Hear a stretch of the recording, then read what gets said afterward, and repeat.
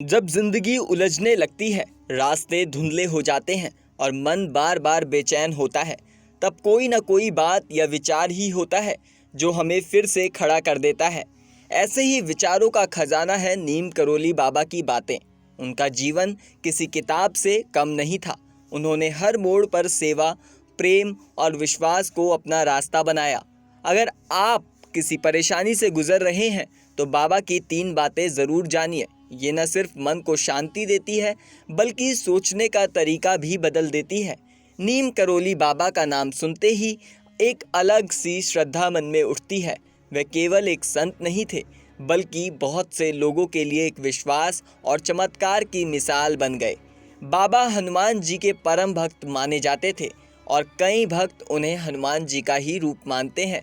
उनका आश्रम उत्तराखंड में कैंची धाम के नाम से प्रसिद्ध है, जहां साल भर लोग आस्था के साथ पहुंचते हैं। यही नहीं, दुनिया की बड़ी हस्तियां जैसे मार्क जुकरबर्ग और स्टीव जॉब्स भी बाबा के विचारों से प्रभावित रहे हैं। बाबा का मानना था कि कुछ लोग जो भी हमारे जीवन में हो रहा है वह ईश्वर की योजना का हिस्सा है। हमें हर बात पर खुद को दोषी ठहराने या भविष्य को लेकर घबराने की ज़रूरत नहीं है। जब हम यह मान लेते हैं कि सब कुछ भगवान के हाथ में है, तब मन अपने आप शांत होने लगता है। जीवन में चाहे जो मिले, सुख या दुख, उसे ईश्वर का प्रसाद समझकर स्वीकार करना चाहिए।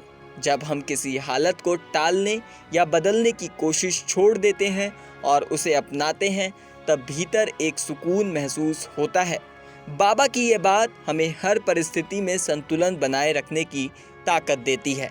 नीम करोली बाबा कहते हैं, अपने मन की परेशानी भगवान के चरणों में रख दो और फिर चिंता छोड़ दो। जब हम खुद पर बोझ कम करते हैं और धैर्य रखते हैं, तब हल्कापन महसूस होता है। सिर्फ इंतज़ार करने और कर्म करते रहने की ज़रूरत है, बाकी सब समय पर हो जाएगा।